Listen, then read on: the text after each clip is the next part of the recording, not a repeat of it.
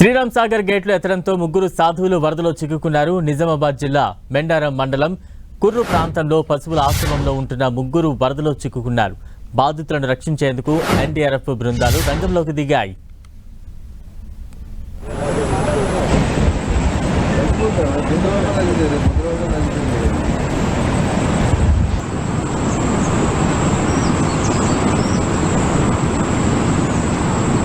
శ్రీరామ్ సాగర్ గేట్లు ఎత్తడంతో ముగ్గురు సాధువులు వరదలో చిక్కుకున్నారు. నిజామాబాద్ జిల్లా మెండారం మండలం కుర్రు ప్రాంతంలో పశువుల ఆశ్రమంలో ఉంటున్న ముగ్గురు వరదలో చిక్కుకున్నారు. ప్రస్తుతం ఆ దృశ్యాలు మనం చూస్తూ ఉన్నాం. తమను ఎవరైనా ఆదుకోరా అంటూ కూడా వారు ఎదురు చూస్తున్న సందర్భాన్ని మనం చూస్తూ ఉన్నాం. బాధితులను రక్షించేందుకు ఎన్డీఆర్ఎఫ్ బృందాలు రంగంలోకి దిగాయి. ప్రస్తుతం విజువల్స్ చూస్తూ ఉన్నాం. వరద ఉధృతి కొనసాగుతుండగా ముగ్గురు సాధువులైతే ఆ వరదలో చిక్కుకుని తమను రక్షిస్తారంటూ కూడా ఎదురు చూస్తూ ఉన్నారు.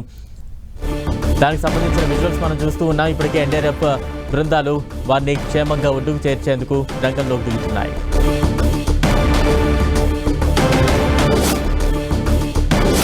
తాజా అప్డేట్స్ అందించేందుకు మా ప్రతినిధి సతీష్ సిద్ధంగా ఉన్నారు. సతీష్, బలరాం మెండోరం మండలం సాగల్ గ్రామ శివార్లో ఉన్నటువంటి సాంబాజీ ఆశ్రమంలో ముగ్గురు వ్యక్తులు చిక్కుకోవడం జరిగింది. ఈ రోజు ఎస్ఆర్ఎస్ సంబంధించినటువంటి గేట్లను ఓపెన్ చేయడంతో దాదాపు లక్షల క్యూసెక్ల నీరంతా కూడా ఇన్ఫ్లోగా వస్తుండడంతో అవుట్ఫ్లో విడుదల చేయడం జరిగింది. 40 గేట్లు ఎత్తడంతో పెద్ద ఎత్తున వరద అంతా కూడా దిగువకు విడుదల చేయడంతో దిగువ ప్రాంతంలో ఉన్నటువంటి ఆశ్రమం చుట్టుపక్కలంతా కూడా వరద చేరుకుంది. అదంతా కూడా ఆశ్రమం చుట్టూ అంతా కూడా వరద నీరంతా కూడా 2 పాయలుగా విడిపోతుంది. ఒక గుట్ట పైన ఈ ఆశ్రమం ఉంటుంది. అందులో నుంచి ఎవరు కూడా బయటికి రాలేని పరిస్థితి. వరద ప్రవాహం గంటకు పెరుగుతుండదు. అందులో ఉన్న వారంతా కూడా టెన్షన్ పడుతున్నారు. ప్రస్తుతం అయితే వరద చుట్టూ ముట్టడంతో అందులో నుంచి వారిని కాపాడాలని ఆర్తనాలు పెడుతున్న పరిస్థితి. దీంతో రంగంలో దిగినటువంటి అధికార యంత్రాంగం వారిని ముగ్గురిని కాపాడేందుకు ప్రస్తుతం అయితే ఎన్డీఆర్ఎఫ్ బృందాన్ని అక్కడికి రప్పించడం జరిగింది. ఏరిగట్ల మండలం తాడోపాకల్ గ్రామ శివారు నుంచి ఆ బోట్స్ ద్వారా వెళ్లి వారిని